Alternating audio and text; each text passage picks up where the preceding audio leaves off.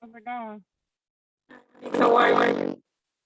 Oh, can you hear me, or does it sound weird?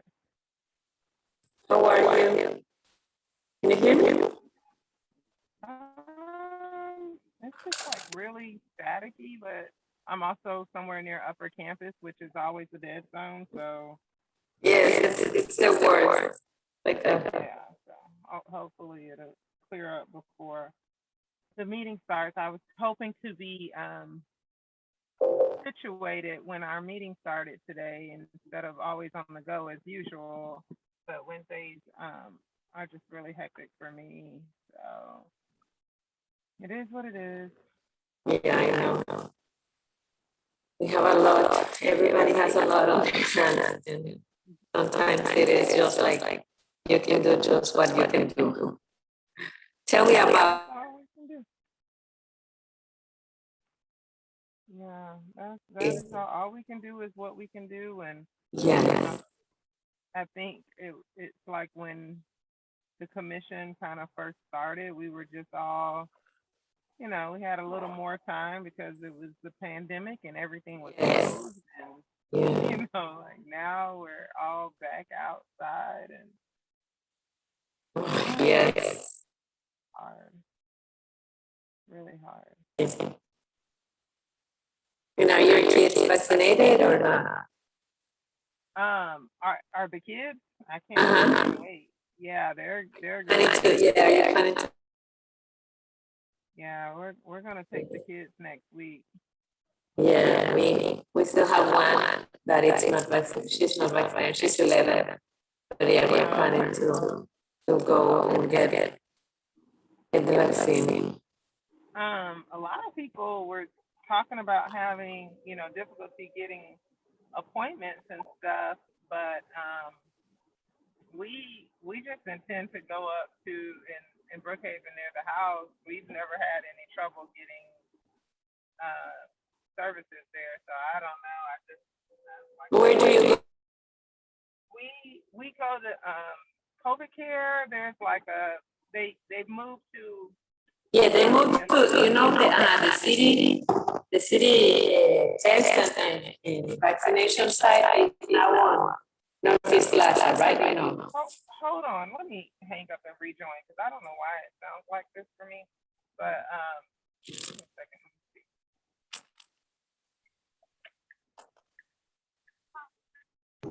What's wrong, honey?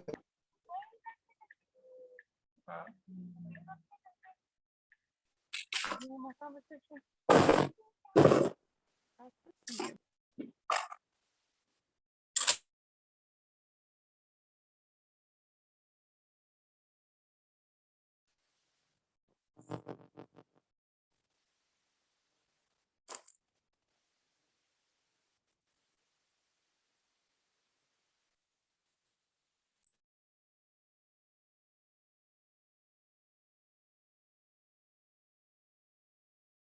Marcella, can you hear me now?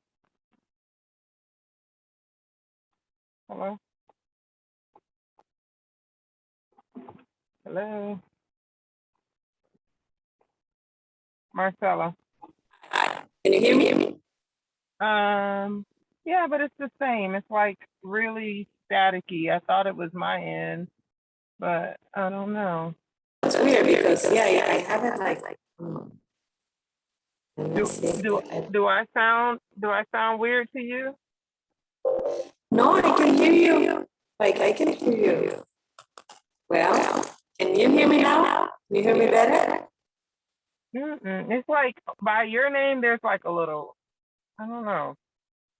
It's like a little red cloud. I guess that just means that you're recording. Maybe it means, I don't know what that is.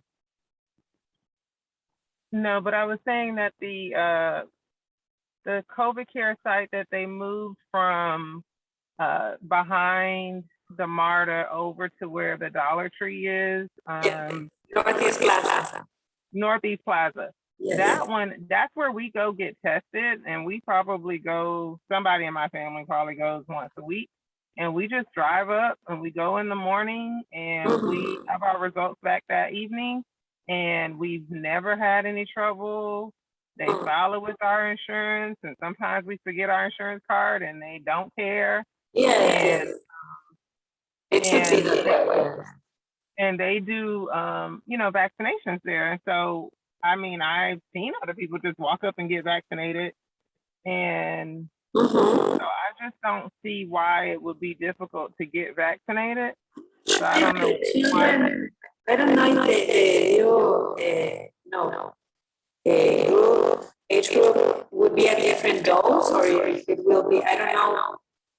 Yeah, I imagine it's a different dose, but I think that the procedure is going to be the same. Let's see, my 13-year-old, she got vaccinated at CVS, but that was just because they were the only ones vaccinating teenagers when it first came out. So I don't know. Hopefully it won't be a problem, but that's where I'm gonna go next week when I get back. I just didn't get sick. It will probably take like a couple of days for them to get the right doses, but no, I don't think it will. They've already sent me, Carter, go with your dad. They've already sent me an email saying that they're vaccinating children now. Danny, where are you? At Northeast Plaza, they sent the thing saying that they're vaccinating children now.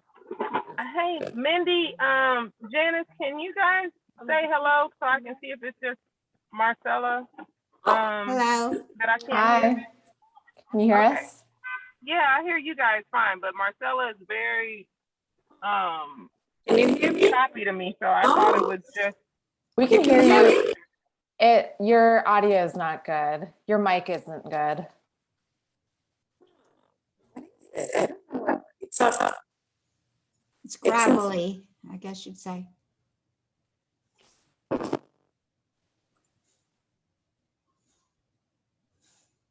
So Mindy, that was Marcella's mic. That's not good, or my mic.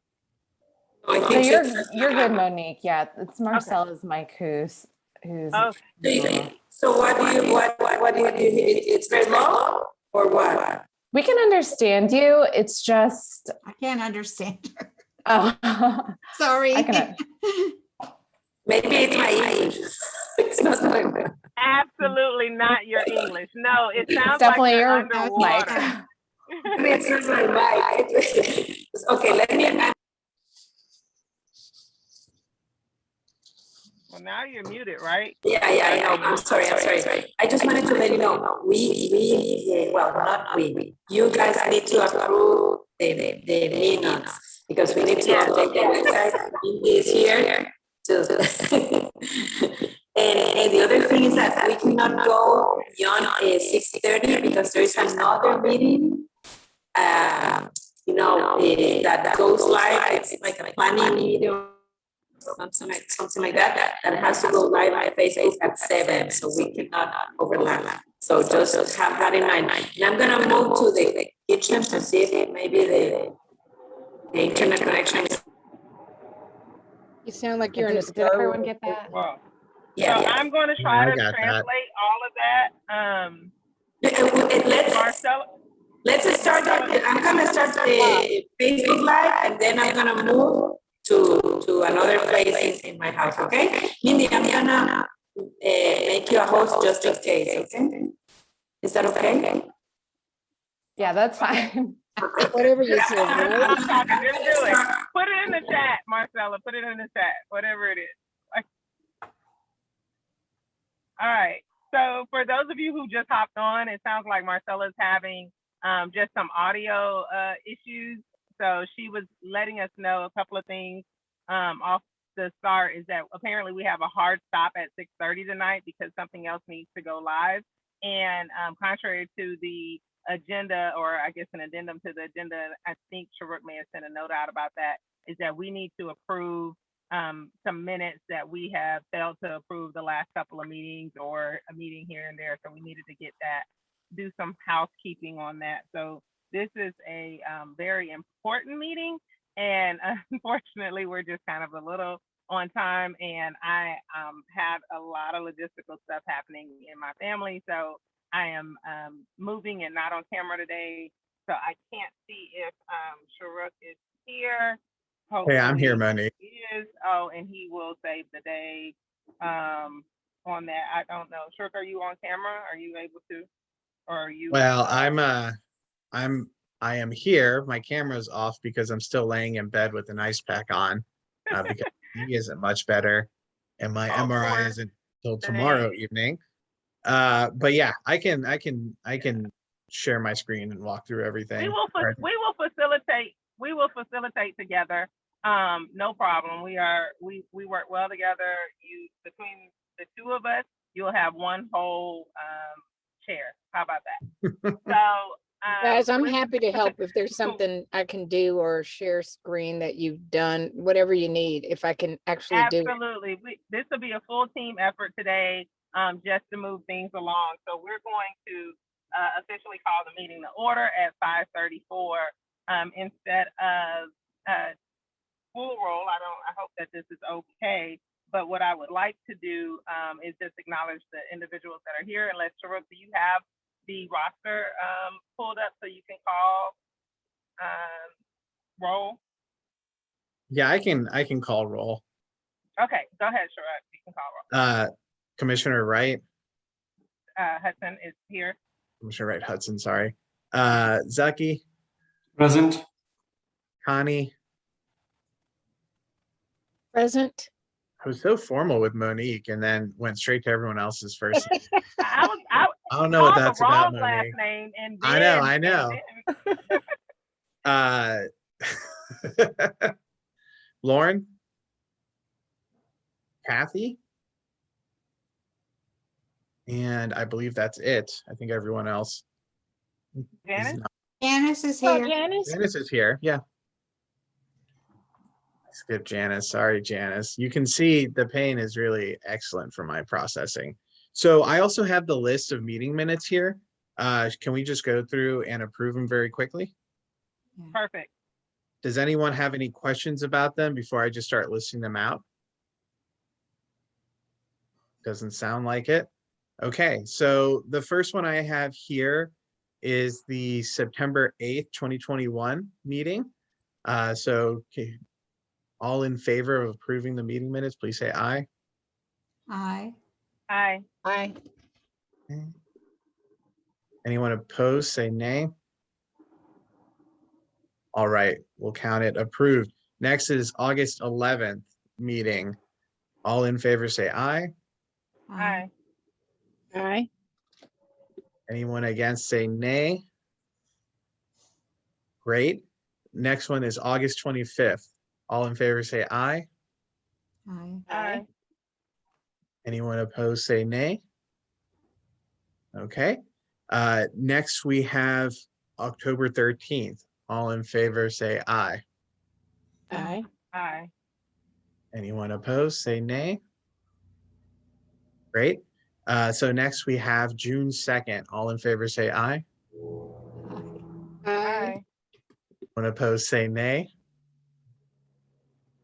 Great. So next we have September 22nd. All in favor, say aye. Aye. Aye. Aye. Aye. Anyone opposed, say nay. Okay, last one. All October 22nd. All in favor, say aye.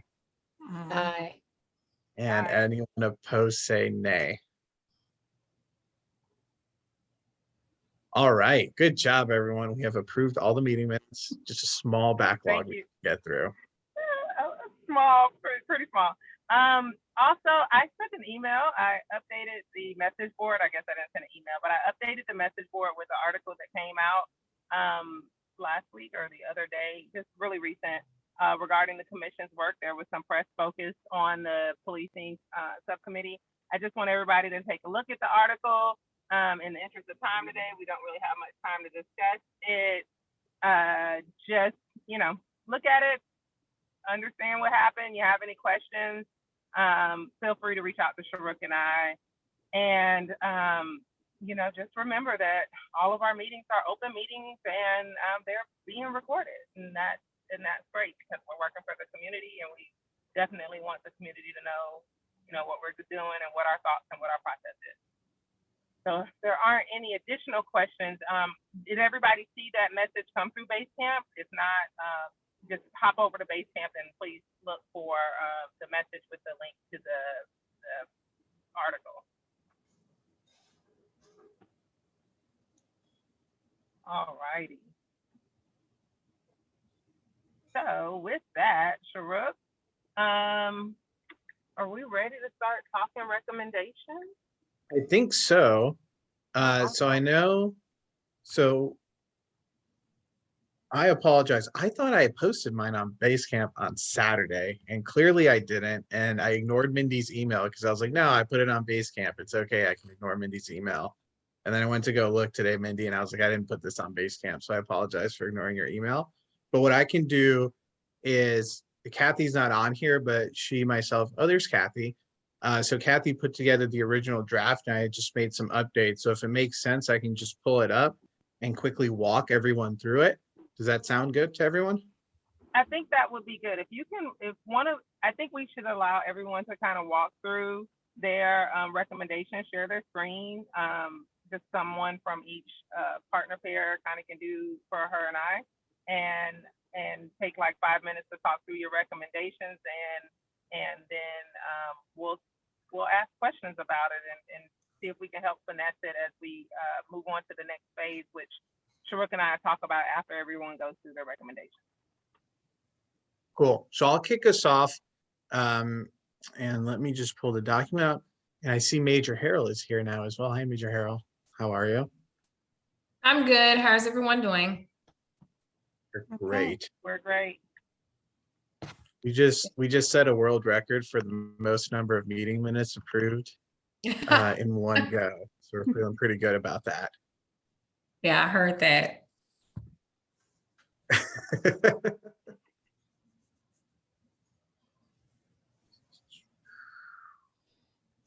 Give me just 1 second. Okay, there it is. And now I will share my screen. Marcella, I might need permission.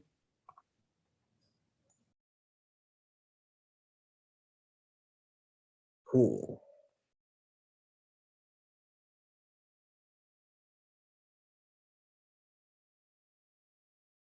Okay, can everyone see my screen all right? Great.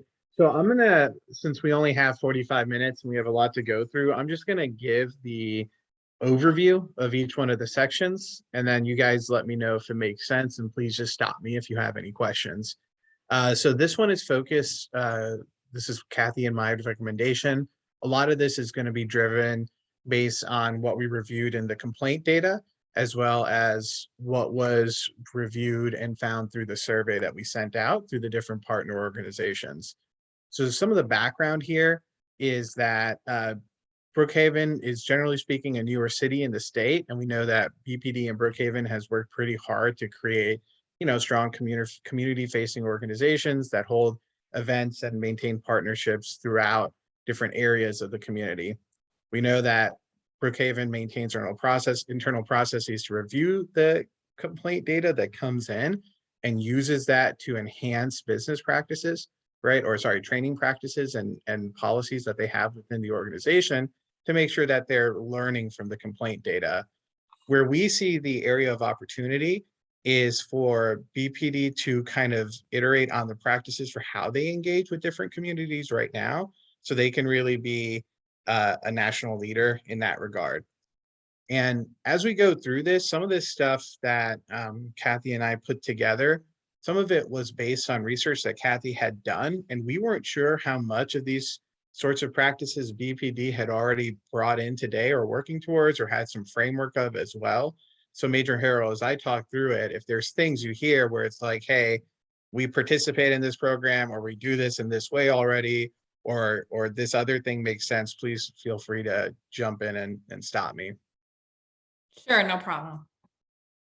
So what were the issues we saw as we were going through the survey data as well as the complaint reports? Is that first and foremost, from the survey data in the partners that we were looking at, I think it was clear to all of us pretty quickly that not all of the minority religious or social organizations were included in the partners list.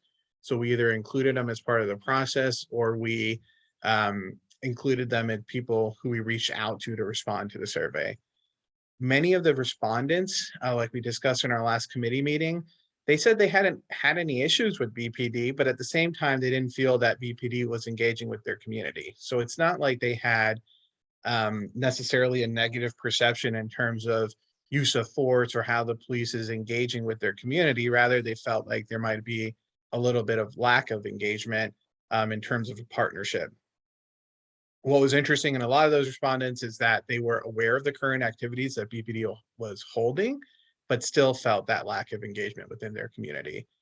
And then the last we noticed was that there was a lot of HOAs and apartment complexes and things like that who were on that survey, especially with the apartment complexes. Maybe we felt that's not the best way to engage with that particular community, mainly just because it was a lot of the front desk offices and things like that. Those folks, you know, the apartment management itself may not be people who feel like it's a high priority for them to engage with BPD in a meaningful way, right, and connect the communities. So based on that, we feel like that there is some evidence through the survey that the minority communities in Brookhaven don't necessarily feel like there's a tight partnership that's happening there. So there's something to investigate. And so our rationale for our recommendations based on that is we believe that it's important for BPD to foster those relationships, right? And to take a look at figuring out what it means to change some of that perception and to really engage within those communities. Some considerations we put in here. So for the first consideration, and this one is, Kathy, if I misstated, this one's yours, just feel free to chime in and correct me. But basically, we felt like a lot of what BPD does is great, and it's kind of like these activities that are happening within the community. But we feel like there might be opportunities to have more of a program-based approach, where as part of the program, you have specific goals of what it means to engage meaningfully with that particular community. And then you set up series of activities along the way to accomplish those goals, right? And so thinking about it at a broader sense of just as an example, what does it mean to engage with Hispanic youth in Brookhaven? Similar to that, one of the things that we had looked at and thought about was, where do these activities happen, and which side of Brookhaven do they happen, and where do they happen? And one of the things that is important to consider is that when you're doing trust building and community building, you really want to go meet people where they are, right? And that's usually a way to signal that you're willing to work with them and want to work with them, and is a good way to build trust. And the last thing that I put in here, Kathy, we didn't really discuss this, but it is, I thought, true. So you could tell me that you don't think it's appropriate and we could leave this out. We are making a bunch of recommendations. We did not make any recommendations as it pertains to how this might impact current funding for BPD, and if BPD has the funds to do some of the stuff we're talking about here. And my thought in putting this is that we would want to encourage the council to work with BPD right on these recommendations and understand if funding is needed to make sure that BPD has what they need to take on some of these recommendations. I'll look through the recommendations themselves. So the first recommendation is to run a survey like this on a regular basis, probably annually, so that, and maybe it's not the same survey, maybe it's an iteration of the survey that, you know, I think we have some lessons learned on the questions we asked and how they were interpreted and what we should ask next time, right? So it's not like it was the most perfect survey, but regularly send this survey out and make sure that it's inclusive of all religious and social organizations that are working within Brookhaven, especially those working with marginalized groups. The second would be to rethink some of the community engagement activities to make them based on specific goals and kind of that program-based approach. Focus those programs on areas where, especially those survey results, are showing that the trust is lacking, right? Or they feel like the engagement is lacking. And then the survey can be a good way to know and learn if those programs are actually working in that particular area. The next is to have regular training on community policing and implementing best practices in community policing. Kathy told us about her experience with, I think it was DeKalb County Police before Brookhaven was a city. Isn't that right, Kathy? A long time ago, where they were doing community policing efforts in Linwood Park. And you were talking about how you weren't really sure if it was going to work before, but then you went to just hear them out, and you liked what they had to say, and you thought it was good. So I know Major Harrell's talked about how BPD sits on progressive policing coalitions and has partnerships and stuff like that, but we thought that might be an opportunity to increase training as well. And then this last recommendation is around that complaint process. We haven't talked too much about it through this entire recommendation, but we still do believe that there should be some form of external review of the complaint data to make sure that one, that the complaint data is trending in a direction that's good for us as a city, but that all the proper procedures and stuff are actually taking place through those internal reviews. So that was me talking very fast to get through the document, but I'll pause and take a breath and open it up for questions.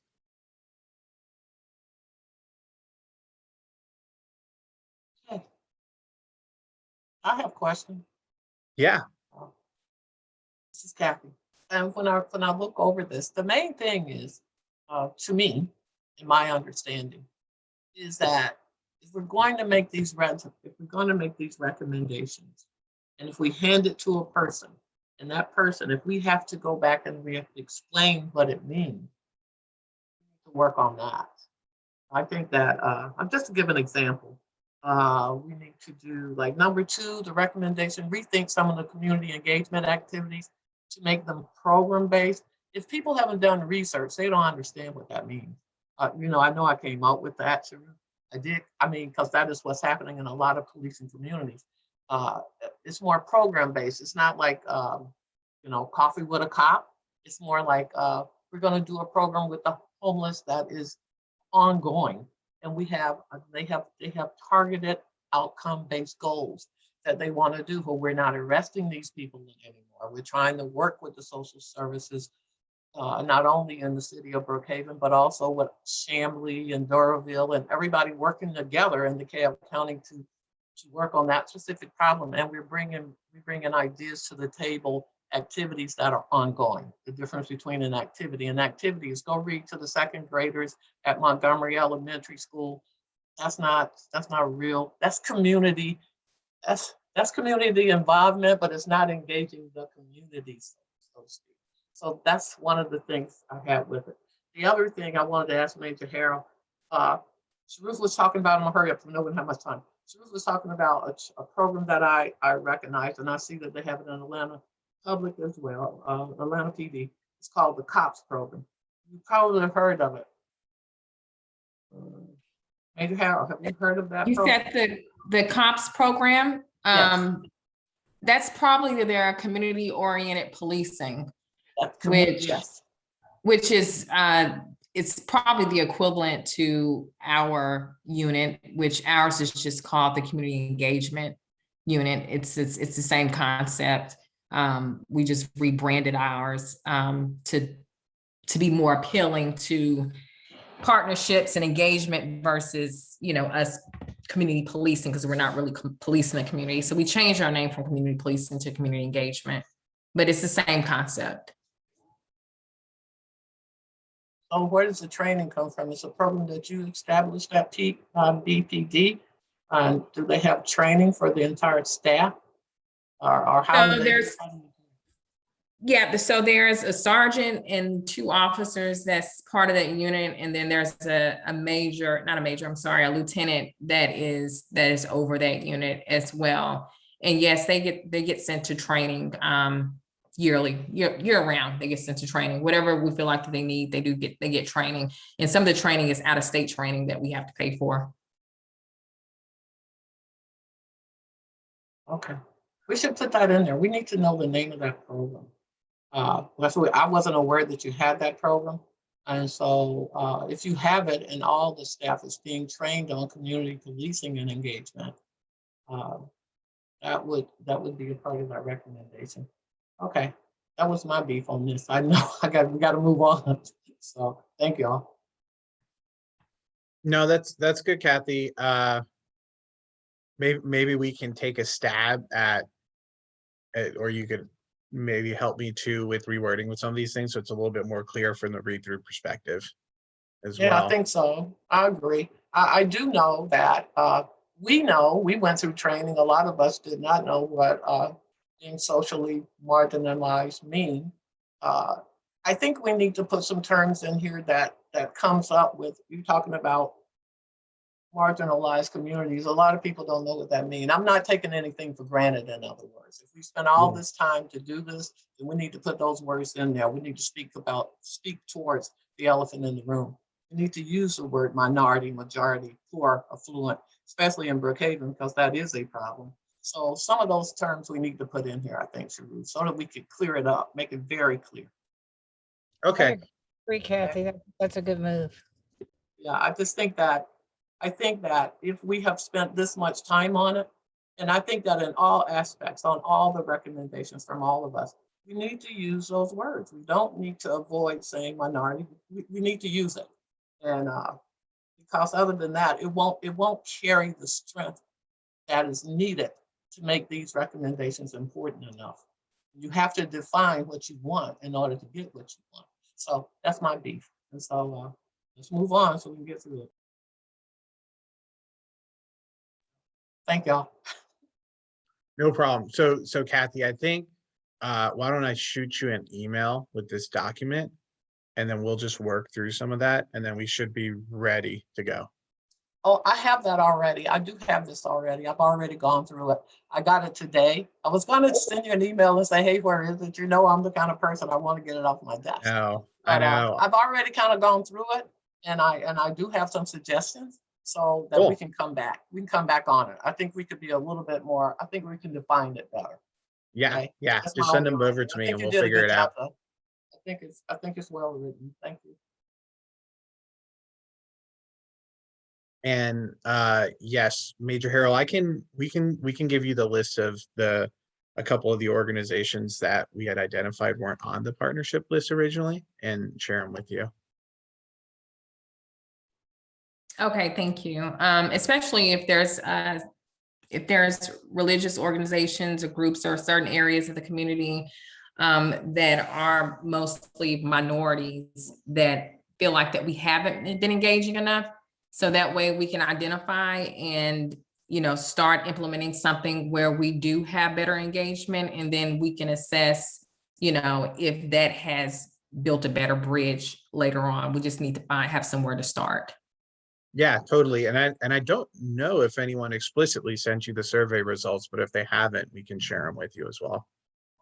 Yeah, I did look over the survey results. There was a couple of versions that was sent, but I don't think there was any that I saw that identified specific areas or communities.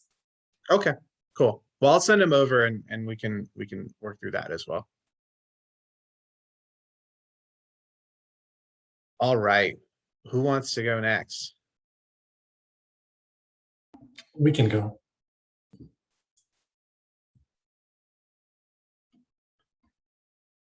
Okay, I'll bring up my document here.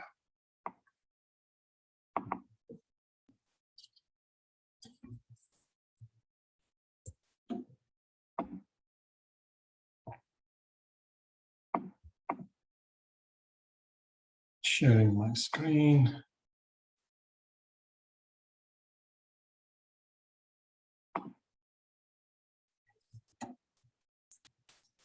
Can you all see your screen? Yes. Okay, this is Janice and me. We were looking at the officer training, that is the police training and interventions. So for background, what we did was we looked at the survey that was sent out by the commission, and we saw that 40% of the respondents who identified as minority feel there is a trust and contact deficit between their communities and police. I mean, we just had to kind of look at the data, and though the number of the number of respondents who identified as minority were the the respondent group was not large, but within them, within that small group, I think there was a significant number that said that they did not have any contact, and also we felt like there was some trust deficit. And when you also look at the 2019 and 2020 complaints, the number of sustained complaints in both of these years were categorized as rudeness and inappropriate contact. So we felt like although BPD has a cultural sensitivity training program, the above data suggests that there is an opportunity for the city to identify areas that can reduce the trust gap through training and maybe consistent citizen engagement. And Janice, do you want to take the second one?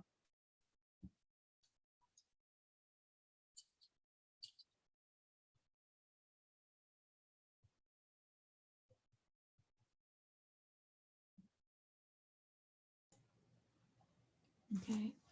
And on the mental health professionals, Brookhaven Police Department implemented the use of mental health professionals on a regular work week in October 2020. Their stated purpose is to decrease the use of force and to assist persons experiencing a behavior problem to access medical care rather than to enter the criminal system. So, and then also continuing to increase the availability of mental health professionals will help address crisis intervention capabilities during non-working hours and weekends, where the frequency of crime is 40 to 50% higher, according to the 2020 community crime map for Brookhaven. So we're recommending an increase in the presence and coverage of mental health professionals throughout the whole week. Thank you, Janice. When we looked at the issue, the diversity index of Brookhaven is currently at 76.5 as per the SJREC BAO study.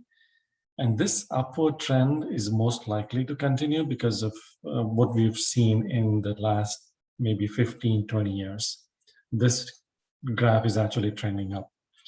Therefore, we felt like the BPD needs to update its training to include a holistic approach to the cultural and racial sensitivities of all demographic, cultural, religious, gender, and age, and other minorities. So that was one. And the rationale was that we looked at a paper that was released by the US Department of Justice Office of Justice Program, released in November of 2021. It was titled The Cultural Awareness and Communication Training, What Works and What Doesn't. We just included there to highlight the fact that this topic of cultural awareness, communication training has been there for a long time, right? But still the high profile incidents nationally involving police officers suggest that there is an opportunity to do more. And the recent NYPD study of 2020 says that there is an implicit bias training changes minds, not necessarily behavior. So this suggests that status quo training is not working nationally, therefore maybe BPD will need to think out of the box solutions, though BPD has not had any issues. So, there are no significant issues that we've seen or read, but maybe, kind of staying ahead of the curve, it may be a good idea to think of some of the out of the box solutions that will work for the city by making citizens as stakeholders in the process. So where do we go from there? What are our specific recommendations? So we divided this into two. One is our cultural and racial competence category, and the other is mental health and other issues. In the cultural and racial competence, we say that reevaluate cultural and racial competence training because we are not aware, at least Janice and I, we are not specifically seeing the components of cultural and racial competence training. So we're just asking BPD if they want to reevaluate, identify gaps, and then update the training material and methods and officer evaluation criteria. And two, while they do this to ensure that cultural and racial competence training includes and addresses concerns of most cultural, religious, gender, age, and other minorities represented in the city. And third, we really felt like it would be a good idea if we have an in-house cultural and racial competency champion at BPD. Somebody in-house. We were thinking, should it be an individual who is specifically leading this activity? But we felt like maybe, as long as you have a champion, and this could be a rotating champion, or whoever that person maybe who on a regular basis leads and is an advocate for this particular cultural racial competency topic. I think that will do a world of good. And second, how about creating a council of all races, religious, and cultural representation to consistently interact with BPD? Because consistently meeting of the citizens and the BPD and engagement of the citizen and the BPD, we think will create that trust, will kind of grow the trust, and also address any issues before they actually become any problems. And three, an annual cultural and racial competencies certification program for not just the officers, but also the support staff, because citizens do sometimes come in contact with the support staff at BPD. And as Janice said, the fourth is to enhance the mental health crisis intervention capabilities and to see if we can have resources 24/7 to assist with mental health related situation.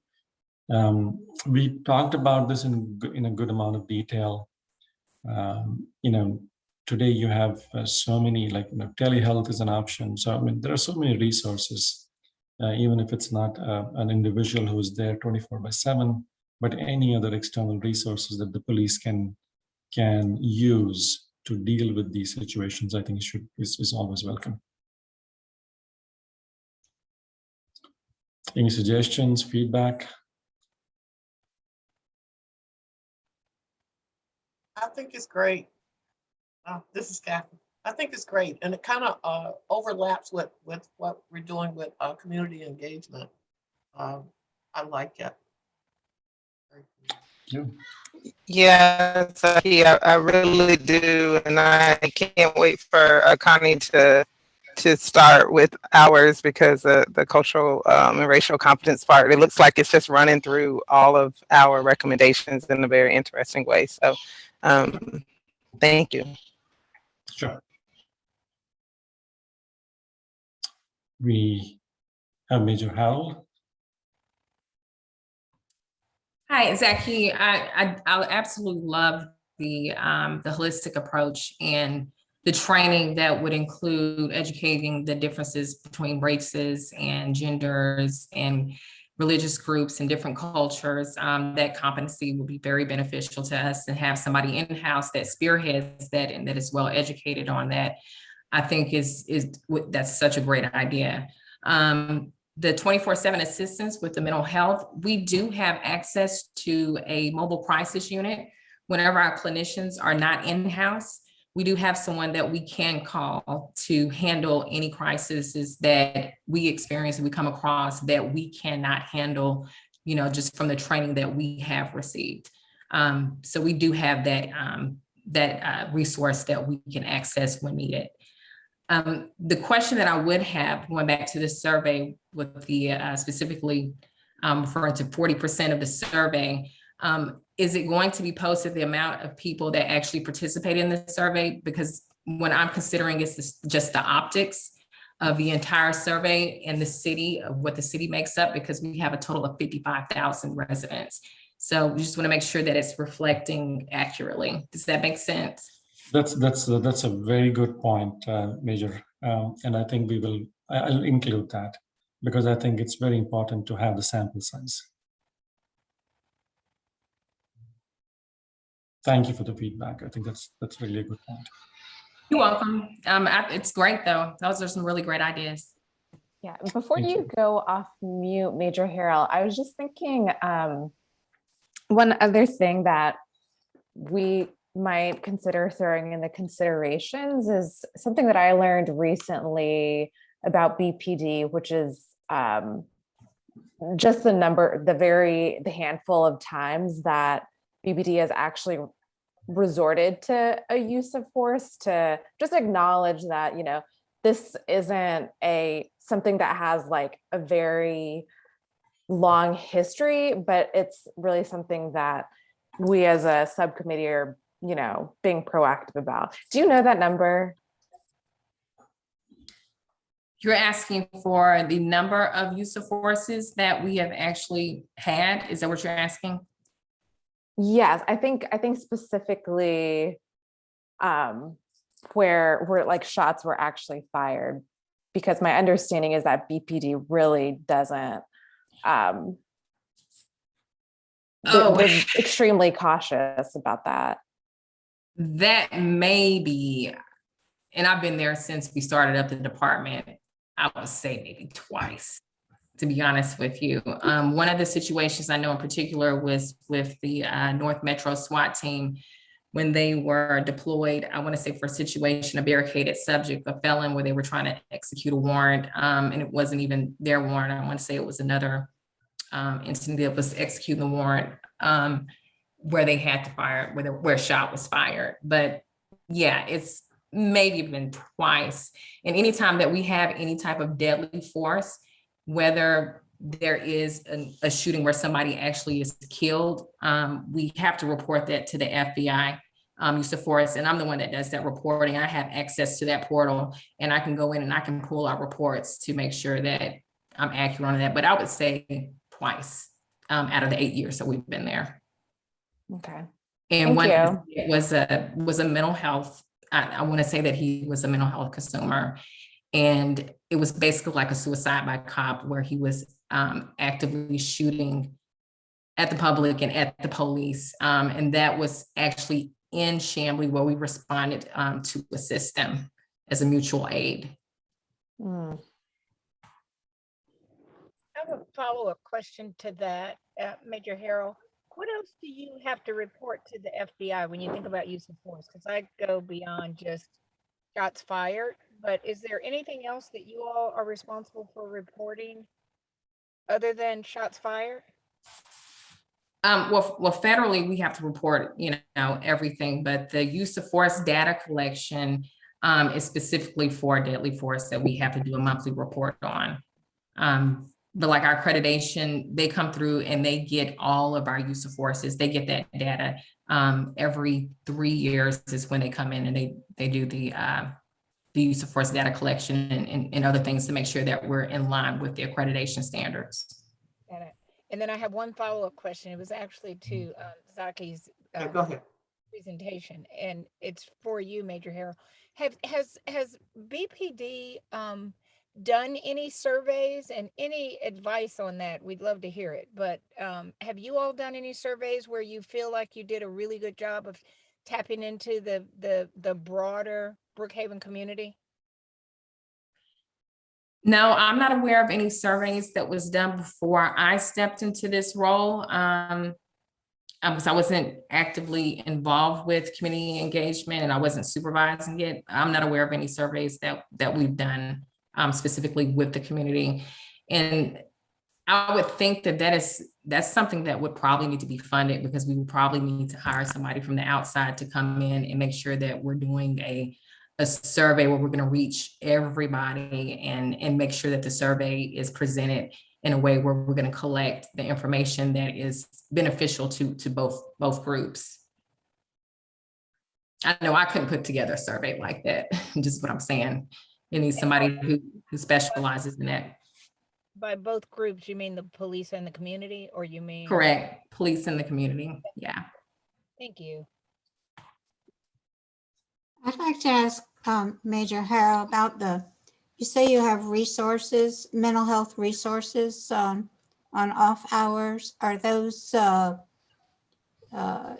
mental health professionals that can actually come to the scene and help out, say on a weekend, or how does that work? Yes, that's anytime, 24/7, that we can reach out and we just make a phone call. It's a mobile crisis unit that's professionals, correct? Okay. And they have the ability to do a 1013 if that person needs, if they need any type of medical attention, to do a 1013 to make sure they get the help that they need. Because that's not something that we can do on scene.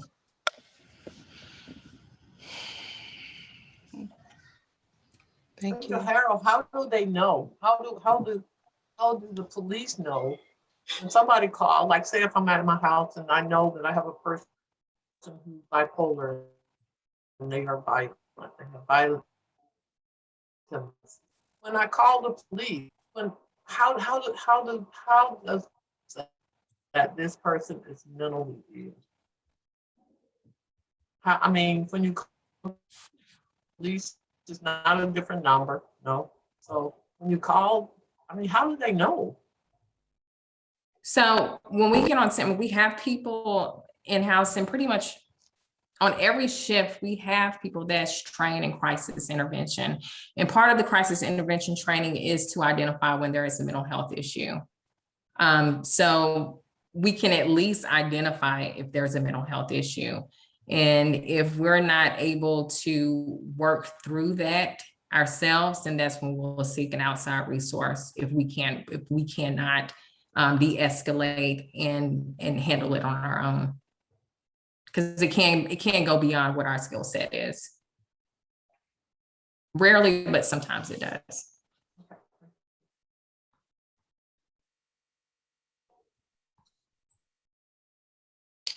Thank you, Zaki and Janice, for that. Is it just mine left? Is it just Connie and I? Are we blessed?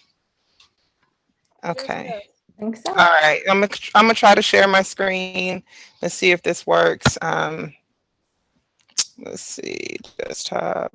You don't want that. Monique, I can share mine if you want to talk through it, because I have it set up already. Okay, please do that. Yeah, that will work. I won't share.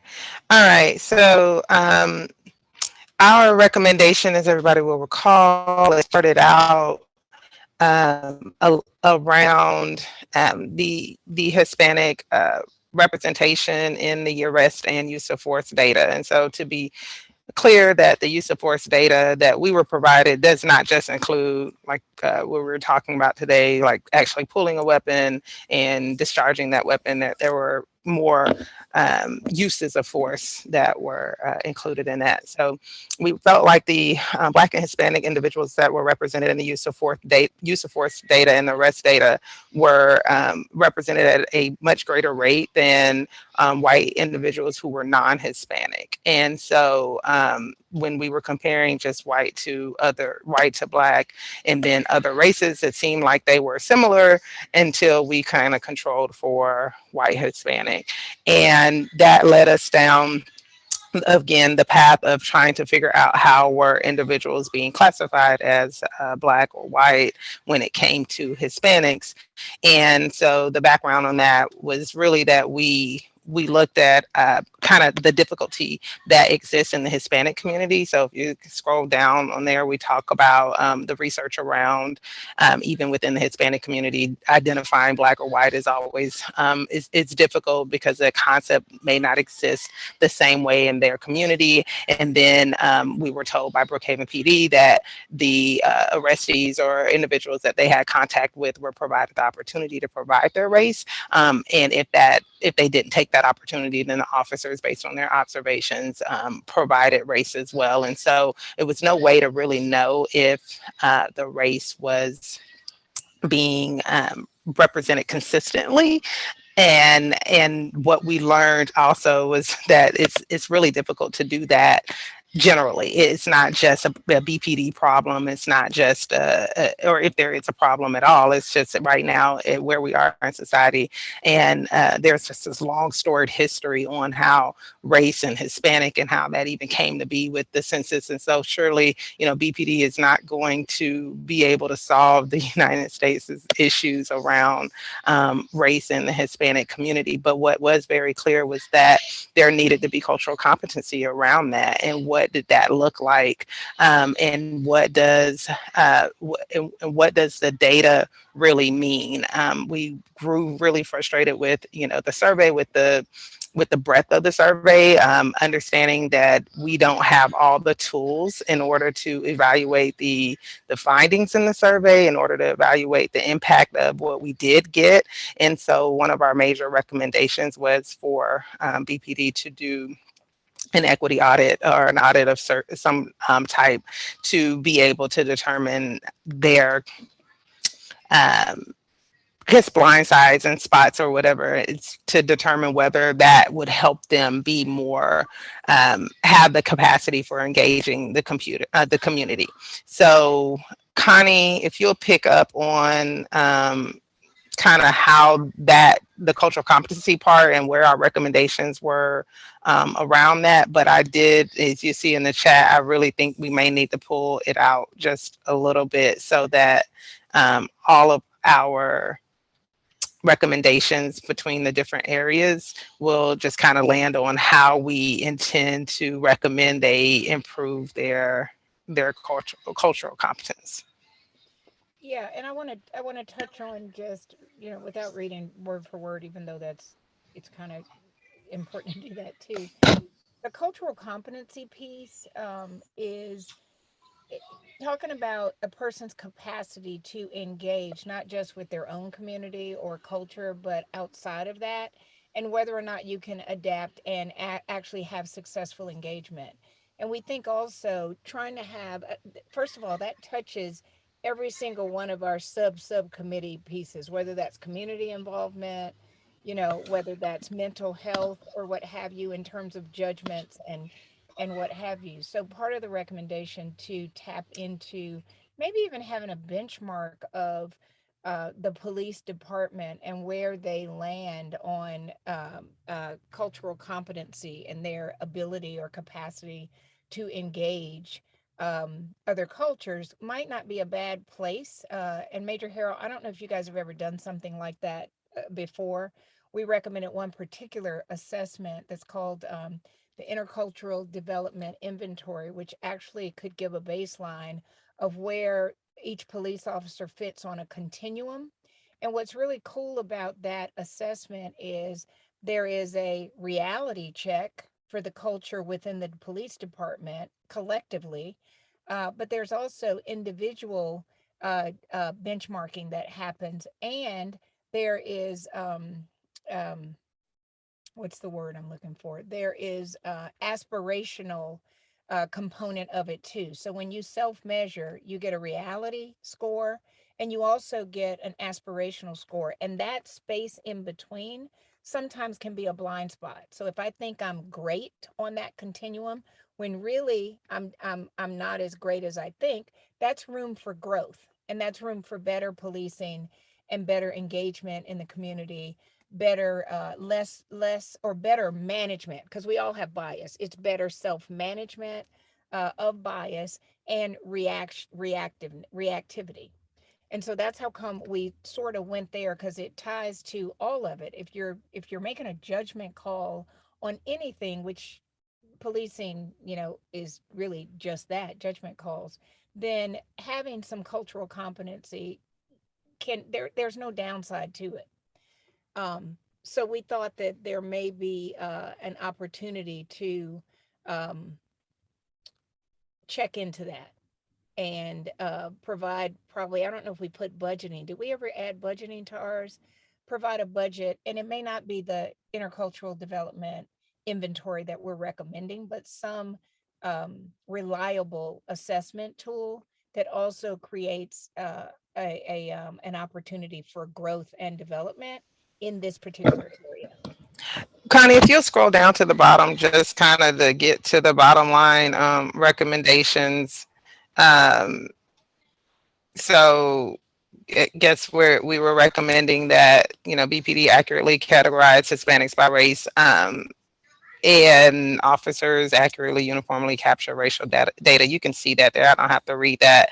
But then the next one deals with the intercultural development inventory. Again, we felt like the surveys and then the data that we were provided, while it was helpful, great, it was just enough to let us know that we need to know more. And we also are not the ones to be able to delve in this information. And I think that was something that even SJREC brought up, like we really need, experts in the field who are equipped to evaluate the equity side, or the police department, a police department, to come in and just look at that and give the data and do the work. And it's beyond a group of volunteers' ability to do so. So that's where we are. Questions, comments, suggestions? I do think there's, I mean, this isn't related to your guys's, this is great. I think you guys hit a lot of good points. I think if we take a step back, there's a lot of overlap in the recommendations, right? And a lot of common themes across each one of those, though each one has its own particular set of pros and cons. But so Mindy, from your perspective, do you think it would be better if we tried to like consolidate into one doc that brought forward some of these more general recommendations and then broke out sections in the recommendations for things related to the particular trainings, right? Or programming and investments and those sorts of things? Yeah, I'm thinking out loud here. I agree with you. There's certainly a lot of overlap, and honestly, I see that as pretty encouraging, because I think it just goes to show that we've been down a path and we are sort of thinking in the same way. There's consensus there. So in terms of consolidating,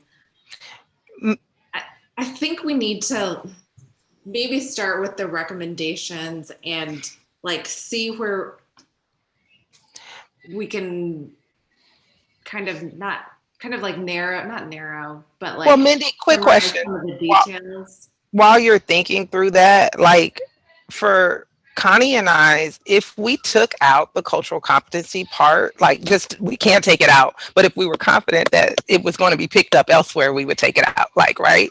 And so if we had a cultural competency recommendation and we pulled that language from everyone's recommendation, so their recommendation still lives on whatever their other point was, and then so we maybe only add an additional one and narrow down ours maybe around the Hispanic data part, so that it doesn't, so those are two different recommendations, but we don't go from 3 to 6, we probably go from 3 to 4 or 3 to 5 or something like that, because I do think that Zaki's is kind of the same. Zaki and Janice's is the same way. Like if we took the cultural competency part and merged it together, that would live very well in its own recommendation, but then also have the mental health part there as well. Yeah, no, I like that way of thinking. Like that's how we remove the overlap. Yeah, I would agree. I think because a lot of the like single recommendations actually have a lot of there are multiple parts of the recommendations that might also make sense to like tease them apart into distinct recommendations. But that's a different problem that is different from overlap. So I think we might be doing a little bit of both. Consolidating. How many recommendations are the other subcommittees coming forward with? So what we recommended was no more than 5. Okay. So time Mhm. check, guys, we have like 2 minutes, just FYI to. Thank you. Yeah. Thank you for Yeah. keeping it. Yeah, So that's what I was next gonna say. steps, one of the things that Sharuk and I did not have not shared was next steps. So what we were intending to do was to have this meeting today to clean up our recommendations as a group. And then we're having a meeting with, and we were going to provide those to BPD and have a meeting with BPD to make sure that we are doing some of the things that we did tonight with Major Harold, which was like kind of know about things that may already be in place to make sure that our recommendations are not spending time in areas that it's already there, or that may otherwise be prohibited by law or something like that. So we're scheduled already to have that meeting before we turn in our final recommendations. Sure.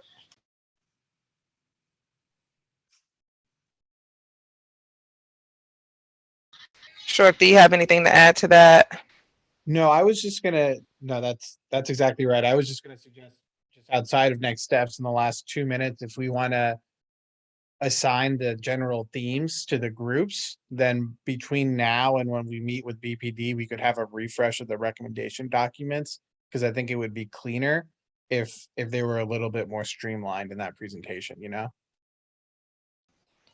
Definitely. So by assign, what do you mean if we assigned it Like you amongst were ourselves? saying, like who, like the cultural competency thing, like bringing all of that into your guys' recommendation, right? Or Kathy and I could take anything related to surveys or engagement from everyone else's and meld it in. And then Janice and Zucky could take everything related to training, right, from ours and pull it into theirs. Would that work for everybody? Mhm. I don't know, are those the best three? So we're trying to get sort of three topics and make sure that we've got the right pieces. Some of them might be left off, but the right pieces under the three major topics. Is that what you're saying, Sharuk? Yeah, so not excluding any of the recommendations, but those just being like the high level topics. So those would be the additional ones, right? So we would have, like, for instance, we would have the racial data stuff, and then we'd have a cultural competency recommendation, and then we'd have a training recommendation, and then we'd still have, I'm sorry, a community engagement recommendation. So we're not losing any of them, but we're taking the overlap and making it its own. Is Yes, that what that's I'm hearing? yeah. I think it could be maybe even opposite. I guess I think about cultural competency, and it feels like community engagement falls under cultural competency a little bit, and maybe I don't know. I'm wondering if there's a flip, but we got to figure that out because it a lot of them really do touch each other, and rightfully so. It does, and I think too that if we, I just like how it all meshes together. We can mesh it together in some of the considerations and rationale to put it there using the data that we've been able to pull. And also, I think all three of our recommendations, all three of our areas are asking for a survey. And this survey needs to be research-based, already done. It has to be something that they're really going to get the population involved. I think, Saki, what did we have, like 36 people to respond after 55,000 that Major Harold was talking about? I think it was 36. I know it was only 6 Blacks and 9 Hispanics and 6 Asians. So when we look at our data, we didn't collect a lot, but we also everybody used everything else that we have learned doing this whole process, which looked great. Therefore, I think if we merge it all together and then explicitly choose those areas that we want to really recommend it, it'll be great. I think we're gonna get kicked off of Zoom, guys. She said it had to be before 6:40. So right now, what I hear, she did say originally 6:30, but she put in a chat 6:40. So if everybody thinks about their own area, for me and Connie, we have Hispanic data integrity as an area and cultural competency as an area. Uh, Yes, you two, what are your kind of two overlapping areas? You're So I think- unmuted. It's like you're talking about more.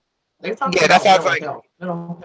So we have Janice and Zaki. If you could just speak to your two areas that you were looking at, your big themes in your presentation. Our big themes were the cultural competency training and the cultural council. I'm sorry, I didn't hear the second one. Cultural competency training And the cultural council that we were recommending. And the third one was, of course, the mental health professionals, which Major Harold said that they already have. So it's primarily the cultural competency training and the cultural council that we were recommending. Is the cultural council a recommendation that will fall under the cultural competency training? Is that a competency training? I think is the way I see it is an engagement for the BPD, right? Mm-hmm. And council is between the citizens and the BPD. You have a council that is created between the citizens, a body that represents the huge swath of Brookhaven diversity of all religious, cultural, gender, council that it consistently meets with BPD on a regular cycle. And so what I'm asking is if we had one recommendation around cultural competency, if we had one recommendation form, I guess, around cultural competency, and one of the recommendations within it was to create that cultural council, with those two things meshed together as a single area. Like I feel like if you're fully trained in your cultural competency and you have a good grip on that, you would understand the need and the usefulness of a cultural council. Is that, or am I missing something? And I don't want to. No, you can certainly put them together, and I think they do fall under the same umbrella. Okay, so we have mental health, cultural competency training, cultural council. SJREC, you see what I'm doing here? What you got over there? Yours was the community engagement and cultural competency. Yeah, no, I think ours was the community engagement through the programming and surveys, and then also around the training with community policing, right? Which could be kind of moved, and then the external review of the complaint data. Okay. Okay. I wonder if the Hispanic data integrity could go with the external review of complaint data, like, because I don't know. I have to think about that. I think because we don't know if there's anything wrong there. We just want them to have a methodology, subscribe to one, so that it can be consistent. Not to say that it's an issue, but we know that it's already, that's a big issue, that there is no consistent methodology. So good luck with that. Well, just jotting down some notes right now. I just threw it in the chat. So that's what I have. And I'm trying to get us down to 1, 2, to 5 or less. Does everybody see what I just put in the chat? Yeah. And so I don't think my spell check works in my chat, so don't judge me.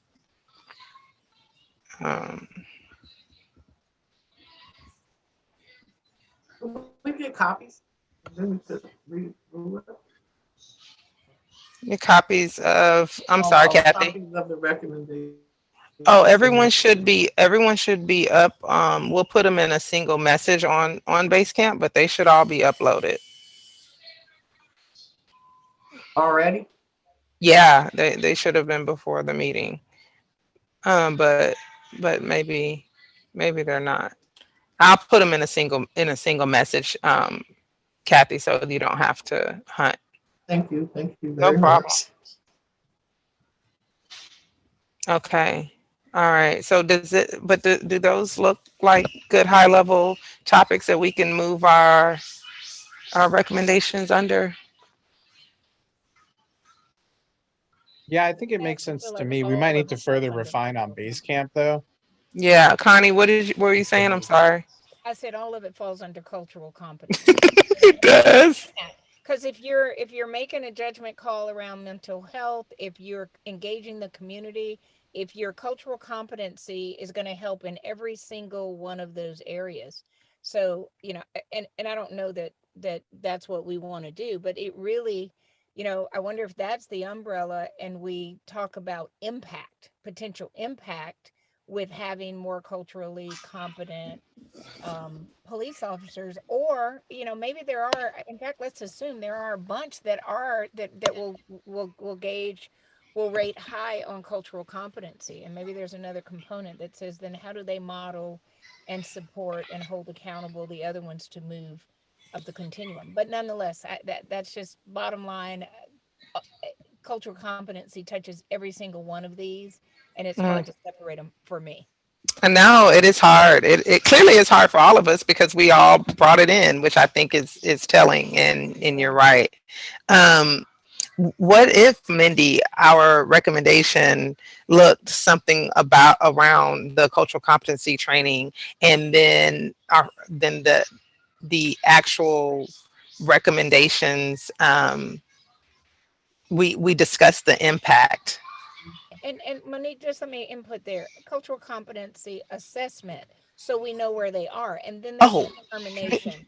So there's a absolutely. yeah of a benchmark that I says, yeah, Very important, very important. And so the equity audit, the assessment, all of that is like the benchmark to then what do you need to be trained on, and then what does that look like, and all that being done by folks who know what the heck they're doing and know how to to research these things. I definitely think that's great. We're getting a note from Marcella that we are being moved to the Spanish Facebook page so we can continue with our session. But I know some folks may end up still having hard stops. Um, What was your question, Monique? so my question was whether it was okay for our recommendation to really be around assessing and training on cultural competency, and in that recommendation then discuss the impact that doing so would have, which would lead to this community engagement, the mental health stuff, the Hispanic data improvement, and then also touch on recommending the whole cultural council as well. It just seems like they all go together. And are they actually five different recommendation forms, or are they one form with five recommendations in the form? I don't know. Or well, really one or two recommendations in the form, but five impacts in the form, I guess. Yeah, my instinct is that while there's a lot of overlap, and you could certainly put all five under this greater umbrella of cultural competency, that they're still distinct in that there are different reasons and rationales feeding into each of the recommendations. And I want to make sure that entire context isn't missed. Like, for example, the mental health, like, as Janice and Zaki pointed out, that currently there aren't people staffed outside of business hours, and what kind of impact is it? Like, it's very specific. What I will say is that, and one thing we haven't talked about is when we present this report to mayor and city council, you guys have an opportunity to sort of set the stage. It's not just like, here's recommendation 1, 2, 3, or 5, 3, 4, 5. How do you want to sort of like introduce it? And so within the report, there are a couple paragraphs that come before each set of recommendations. And so I will send you more information about this, but I feel like this is the perfect part to highlight that bigger story around cultural competency. Yeah. Okay. Well, I am comfortable with us having kind of one cultural competency recommendation. And if we low level mention all the impacts in that recommendation and then have the more um, focused individual recommendations around these other areas, then that's fine. Because again, we're not writing policy here. We're just making recommendations and we'll see how that pans out. And I'd rather have more than less anyway. So okay, so who's going to do it? So next steps look like we're going to we need someone to call the reports for the cultural competency um, language in its own recommendation, cultural competency training in the council in its own recommendation. And then everyone else needs to reduce the focus on that in your own recommendation, trusting that it is covered elsewhere, right? Like, so try to reduce and on the focus on cultural competency, even if you have to cite our other recommendation so that you're not losing it. Um, but see if you can narrow or streamline your own recommendation to focus on whatever your subset was. Um, kind of want to, I would love to create, and I for whatever reason I can't. Can Mindy, could you create a Google document that has the cultural competency recommendation that like kind of has the heading for it, and then everybody could kind of like drop their good language from their own recommendations into that Google document. And I would do it, but my Google Drive is full. And so if I create a document, no one can edit it. So, yeah, maybe if we did it that way and everybody could kind of drop their good cultural competency language and data or whatever you were citing to in that document and kind of take it out of your other document and leave your other recommendation intact. Yep, I can do Does that. that make sense for everyone? I think we have at least one person from each team still on. Janice, Aki, do you see where I'm going there? That makes sense. Okay. So we I can know certainly, Connie and I can definitely do that. And then we'll probably and then Kathy, you understand what I'm talking about here? Oh no. Did I lose Yes, Kathy? I understand what you're talking about. And I do see that it overlaps. And there's so much good data that we don't need to repeat under every topic. We don't need to do that. They need to be repeated in one. So every time you pick up one of these, you're saying the same thing. And some of you have really good data that it needs to be told in one specific point. So I think it's a good idea. Now tell me about the cultural assessment. This is an assessment that you're talking about? So Culture. I think Connie could talk to it, but we were talking about like an equity audit. At least that's what I know it to be called, which just pretty much looks at cultural competency and the impact of decisions and practices and policies. That way, it's more of of a assessment, so that we're not training people from without a benchmark. And I think There are two separate things. The equity audit, I don't know, may or may not include cultural assessment, but it takes, all the components of, where you are right now from a benchmark standpoint. The assessment assesses each individual. And if you think about them being, let's say, part of the same team or part of the same department, it also gives us a collective assessment with where the Brookhaven Police Department or any other team for that matter, how they fare with, let's say, being monocultural where all they can relate to and engage with is their own culture, to being multicultural, which says that everybody on this committee, if they index high on multicultural, then they ought to be able to have an engagement and successful conversation with the diversity of this committee, which is the city of Brookhaven. So it lets you know a reality of where each individual is, or the collective department, and also where they think they are. So there's the aspirational, that I think I'm better, and 9 out of 10 are going to think they're better than what they are, just like we think we're better drivers than we really are. And that space in between is opportunity for growth. That space in between is opportunity for potential development. And sometimes that space in between is actually a blind spot that they may not even be aware of, to say, wow, I thought I was showing up this way, when in fact I'm not. So where's their opportunity for engaging better? Okay, well, okay, after you get this, after they do this assessment, okay, so what do they do with the data after that? So Or they how get do we debriefed, the come group, in with a training yeah, program? Because well, Major whoever Harold they, said that they had a training program already, so go ahead. yeah. So here's the thing about diversity work. There is not a check the box and a one and done. It's really a journey. It's a mindset shift.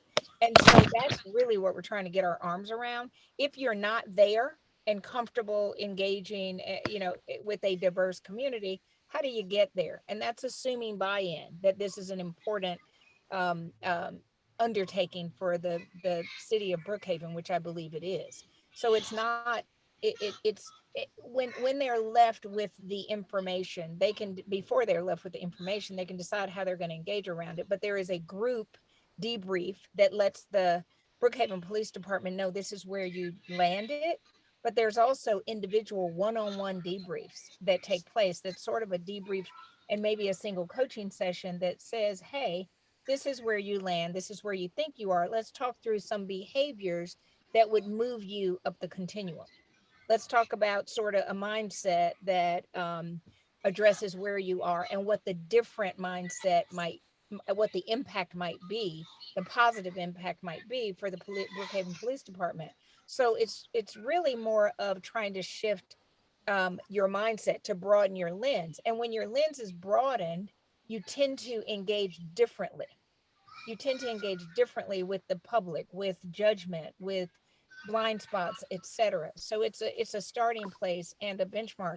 And usually when you start engaging around diversity, you go up the continuum naturally, because part of it is experience, exposure, empathy, etc. that comes with that. And they can decide what to do. They may decide from that they're going to do a full blown, monthly touch base for 6 months to sort of talk to what the department, what the behavior should be, how to hold each other accountable when you're out in the field, you know. So they can decide that, but it's a starting point to recognize here's where we are, and then you can decide what you want to do about it. And Kathy, Major Harold put some excellent information in the chat. I think, and it's all saying, I think we're all saying the same thing. We're talking about an assessment, some kind of benchmark, and then training towards a goal. And so, I think we know that we can't just do training in a vacuum. So what you're saying is, what do we do once we get this assessment back? That's part of our recommendation. Like, hey, we're asking the city to put your money where your mouth is. We recommend that you look, and look at yourselves and do some kind of assessment to see where your biases are, see where your blind spots are, see where your practices may have issues, see, where they may be great, and then do some work around getting towards where you want to be. It is certainly not a report that should be put in a drawer and say, oh yeah, well, we did that test. And they get to keep their individual assessment results, and they can, and it's maybe a 15-page document, maybe 10 pages that they get to keep, and they can see, because there's a development plan that comes with it, should they choose to engage a development plan. Yeah, but it's All right. all good. There is no downside whatsoever to doing that. Yeah. I like development plan. Definitely. All right, folks. So right now, our next steps is for everyone to take their cultural competency parts and put them in the document that Mindy has shared. Don't worry about making it flow. Just kind of put it in the field that you think it works best in. And Sharuk and I will, see what we can do to finesse it to make it flow, and then clean up then your remaining recommendation form once you've taken that part out, and make your other issue the primary issue for that particular recommendation form. If your second issue is not cultural competency, see if you can break those out into two different recommendation forms. So yeah, and that's it. And if I can get everyone to do that quickly, we are scheduled to meet with BPD next week, Wednesday, right, Major Harold and Mindy? Yeah, yeah. And so our thought process was we wanted to get this to Major Harold so that no one was kind of coming in dry. So we wanted to get that to Major Harold. I thought it was Friday. Was it Friday? Day after tomorrow, Friday? Our cleaned up recommendations? Yeah, that would probably be ideal to give them as much time as possible.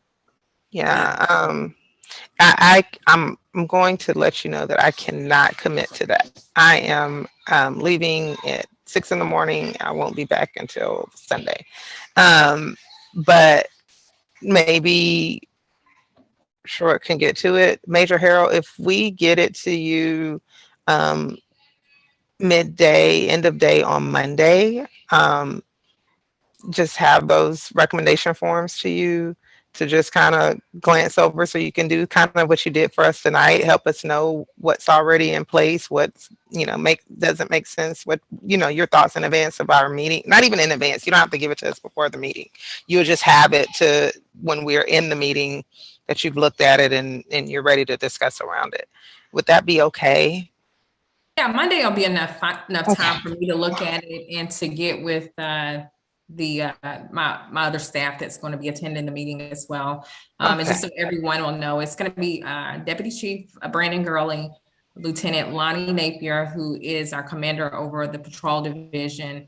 And then I'm inviting one lieutenant, Major Lonnie Napier, that's over the patrol division. And then also I'm inviting a lieutenant who is my lieutenant right now in support services, Lieutenant Vargas, but he just came from the patrol division as well. So we have a good, diverse group of people to be able to look at those recommendations.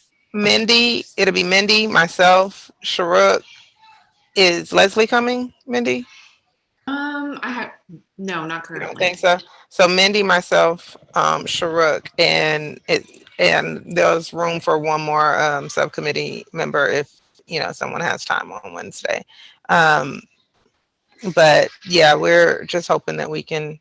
Did we decide if it was going to be in person, and where did we? It's not in person, or we hadn't. No, we haven't decided. Oh, okay.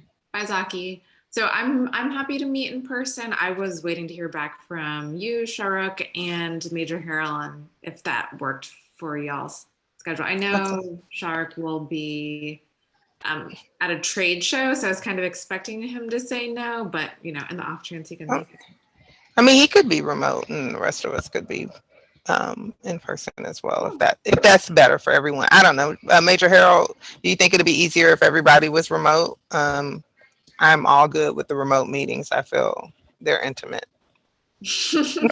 I'm okay with doing in person. It's up to y'all. We can coordinate whatever you need. All right.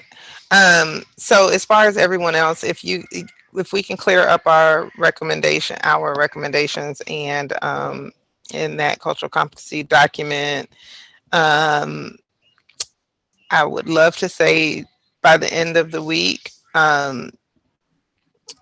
like tomorrow, the end of the day, Friday, but I personally won't look at it until first thing Monday morning. So I would hate to give you all a, inflated deadline on something that I actually don't need. So for the good 3 of us that are left on this call, just as soon as possible, definitely before first thing Monday morning. All right. All right, y'all. Well, it's been an absolute pleasure. We have been so productive. And I thank everybody for their time. Thanks, Monique. Absolutely. Thank you, everyone. Thanks, Jan. Have a great night. Thank you all. Marcella, we really appreciate your assistance. The meeting is adjourned. Oh, and we'll send a note regarding the next meeting. I think we were supposed to talk about that, but I'm pretty sure it won't be in 2 weeks. So we'll talk about it. Have a good night, everyone.